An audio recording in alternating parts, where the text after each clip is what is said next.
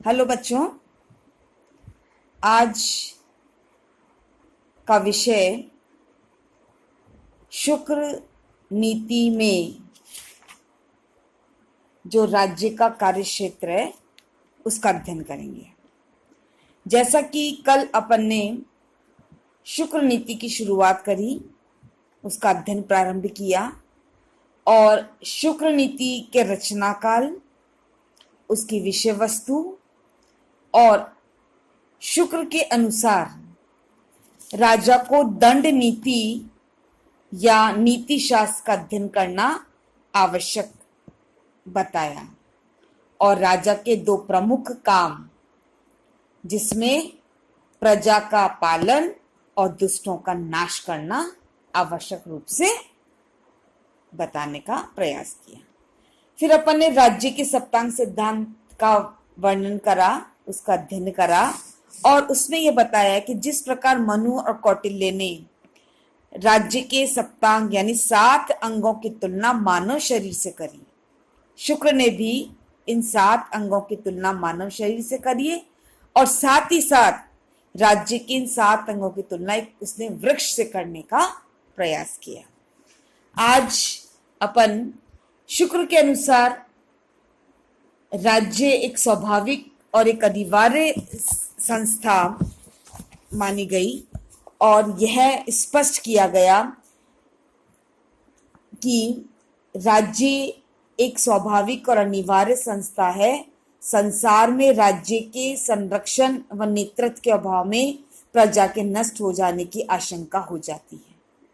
अतः इस संसार के अभ्युदय का आधार राज्य ही है और इस प्रसंग में शुक्र ने राज्य की तुलना चंद्रमा से करते हुए ये विचार व्यक्त किया कि जिस प्रकार चंद्रमा समुद्र की वृद्धि का कारण है, उसी प्रकार राज्य लोगों के अभ्युदय का मूल आधार है। शुक्र नीति में प्रजा की रक्षा, उसकी उन्नति, उसका विकास राज्य के अस्तित्व का आधार माना और राज्य को प्रजा की भौतिक उन्नति के लिए ही नहीं बल्कि नैतिक उत्थान के लिए भी उत्तरदायी माना और यह स्पष्ट किया कि शासकीय शक्ति के प्रयोग को तभी उचित समझा जाएगा, तभी वैध समझा जाएगा जबकि शासक प्रजा के कल्याण के दायित्व के प्रति निरंतर सजग रहेगा, हमेशा कोशिश करता रहेगा, हमेशा चेष्टावान रहेगा। तो राज्य शुक्र के अनुसार क्या है? एक स्वाभाविक और एक अनिवार्य संस्था है।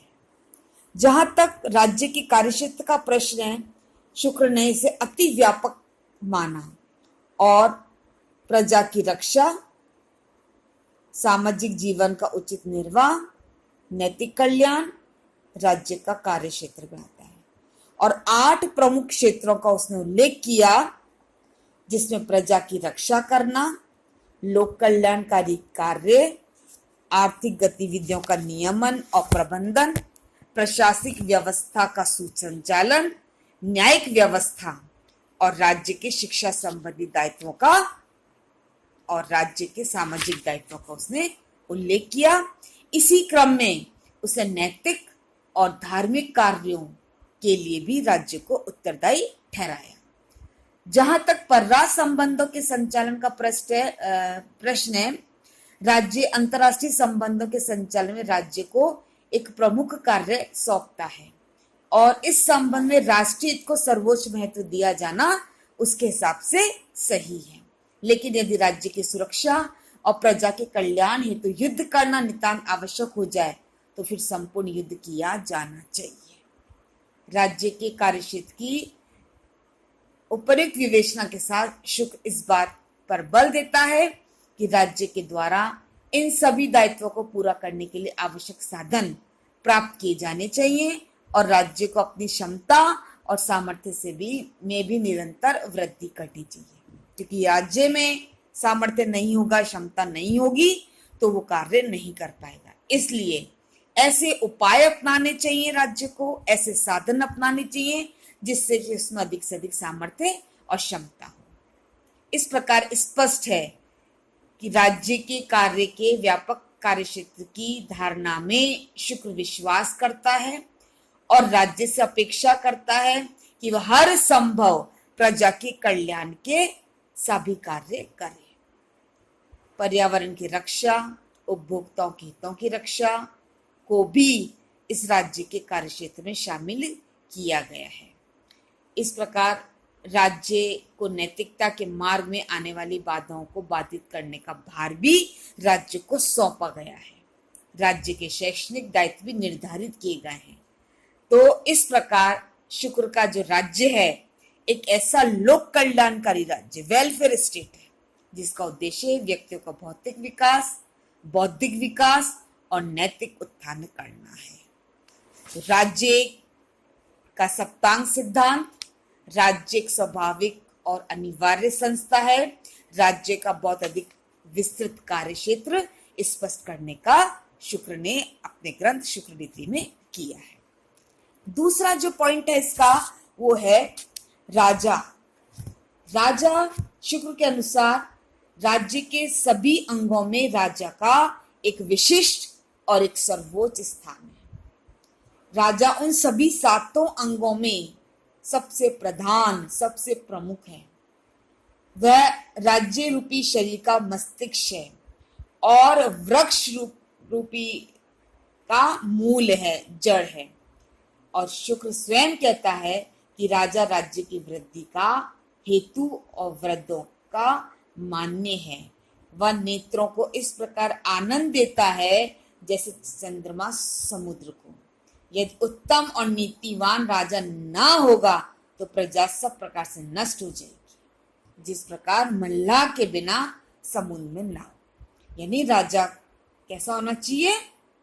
राजा को हमेशा उत्तम और नीतिवान होना चाहिए, तभी वह प्रजा के दुखों को दूर करेगा। शुक्र आगे ये मानता है कि राजा में देवताओं के विभिन्न अंश और गुण पाए जाते हैं। इंद्र, पवन, यम, सूर्य, अग्नि, वरुण, चंद्र और कुबेर, इन देवताओं के स्वाभाविक अंशों से और अपने तप के प्रताप से राजा सभी प्राणियों का स्वामी होता है।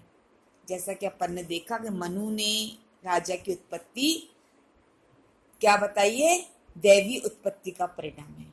यहाँ पर शुक्र ने दैवी उत्पत्ति की बात तो नहीं करी, परंतु राजा में देवताओं के विभिन्न अंश और गुण पाए जाते हैं, इसका उसने वर्णन किया, जिक्र किया, चर्चा करी। राज्य की रक्षा करने में स्वर्ग के रक्षक इंद्र के समान होता है। जैसे पवन सुगंध की प्रेरक है, वैसे राजा सत्य और असत्य कर्मों का प्रेरक है। राजा धर्म का प्रवर्तक है और अधर्म का नाशक है।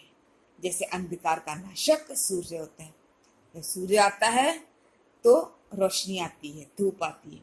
उसी प्रकार राजा भी क्या है? धर्म का सेवक है और अधर्म का नाशक है। यमराज के समान वह दुष्टों को दंड देता है। अग्नि के समान शुद्ध होता है। जलों से सबका पोषक राजा जल रूप, अपने धनों से पुष्ट करने में वरुण रूप होता है। चंद्रमा की किरणों के समान अपने गुण और कर्मों से सबको प्रसन्न रखने वाला होता है और कुबेर के समान अक्षय संपत्ति का स्वामी होता है। तो इस प्रकार राज्य संबंधी विचारों में राज्य की पद स्थिति और उसके महत्व को स्पष्ट करते हुए डॉक्टर बेनी प्रसाद लिखते हैं कि राज्य का सर्वाधिक महत्वपूर्ण तत्व संप्रभु है, जिसे शुक्र अत्यधिक उच्च स्थिति प्रदान करता है। समस्त राजनीतिक और सामाजिक व्यवहार उसी से प्रारंभ होते हैं। वह समाज की समस्त संरचना का संरक्षक है, विश्व की संपत्ति का स्रोत है। वह देवत्व का रूप सर्वोच्च दिखाई देता है।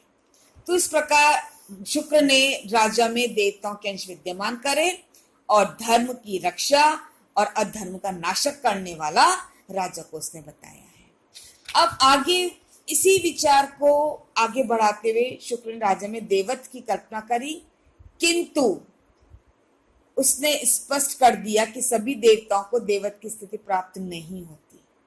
शुक्र के अनुसार प्रकृति के जो 3 गुण हैं, सत्व, रजस और तमस के समान राजा भी 3 प्रकार के होते हैं। जिस राजा में तामस गुण अधिक होता है वह राजा देव नहीं माना जा सकता, वह राक्षस माना जाएगा। जो राजा रजोगुण प्रधान होगा वह देव का स्थान नहीं पाता, वह मानव युक्त माना जाएगा। और जो राजा रजोगुण प्रधान होगा, पर जिस राजा में सत्व गुण का प्राधान्य होगा, वही एकमात्र राजत्व को प्राप्त होगा। ऐसे ही राज्य की उत्पत्ति दैवी उत्पत्ति मानी जा सकती है। यानी 3 गुणों का उल्लेख करा, सत्य, तप, रज।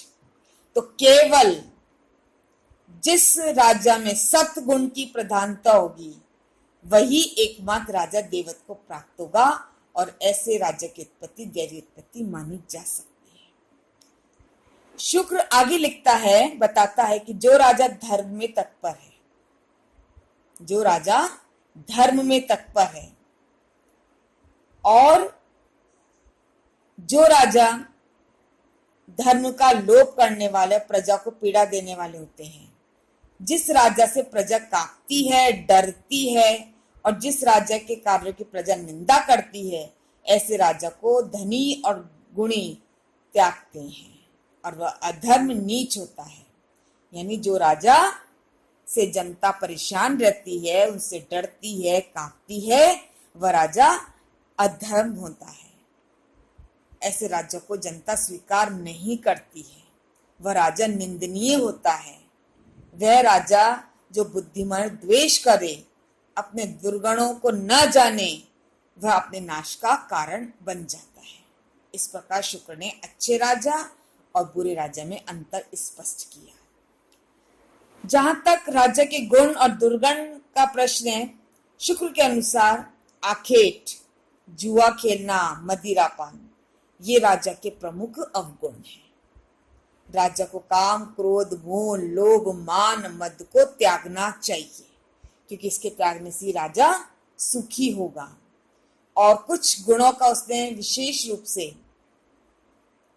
चर्चा करी है कि राजा को हमेशा गुरु की सेवा करनी चाहिए, और विनय की वृद्धि के लिए शास्त्र का निरंतर अध्ययन करना चाहिए, धर्म के अनुसार अपने कार्य करने चाहिए, और समय समय पर